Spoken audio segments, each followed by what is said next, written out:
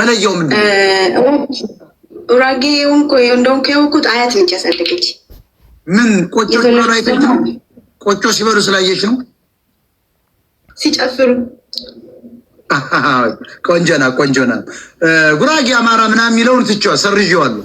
አሁን ትግሬን ይኸውልሽ፣ ትግሬዎች አሁን እንደርታዎች፣ ተንቤኖች፣ አጋአሞች ምናምን የሚባሉ አሁን ትግሬ አይባሉ። ትግሬ አድዋ ውስጥ ያለ ትግራዋይ የሚል ሌባ አለ፣ ባንዲራ ቴትራሳይክል ይዞ የሚዞር ጦርነት ቢከፍት፣ እነዚህ አጋዚ ይባላሉ።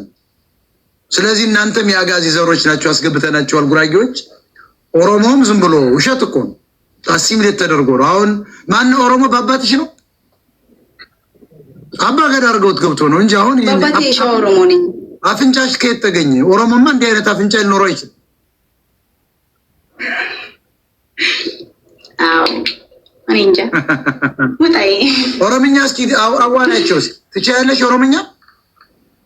አዎ እችላለሁ። ትወጃለሽ ኦሮምኛ?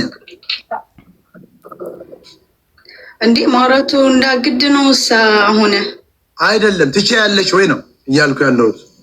አዎ እችላለሁ። አሬ የፈለግከው ምን ልበልልህ? በኦሮምኛ የፈለግከውን አስተላልፍልሃለሁ። ታስተላልፍልኝ። ዛሬ ወደ አዲስ አበባ የአማራ ህዝብ የሚባለውን አማራ ብላችሁ ታፔላ ወይም ታርጋ ገጥማችሁ የኦሮሞ ህዝብ ባልፈቀደው ምክንያት ኦሮሞ ሳይደግፍ በኦሮሞ ስም የምትነግዱ እነ ሽመልስ አብዲሳ እና አብይ ወይም ደግሞ በጥቅሉ የኦህዴድ ኦነግ መንግስት ይህን እያደረጋችሁ በመሆኑ ትግሬዎች በበላይነት የሚመሩት በመሆኑ የኦሮሞና የአማራ ህዝብ ላይለያይ የተገናኘ ህዝብ ነው። 11 ሚሊዮን ተጋብቷል። የሚነገደው ወለጋ ላይም የሚገደለው በትግሬ የበላይነት ጥቂት ኦሮሞችን አሰልፈው ትግሬ ናቸው ቲፒኤልኤፍ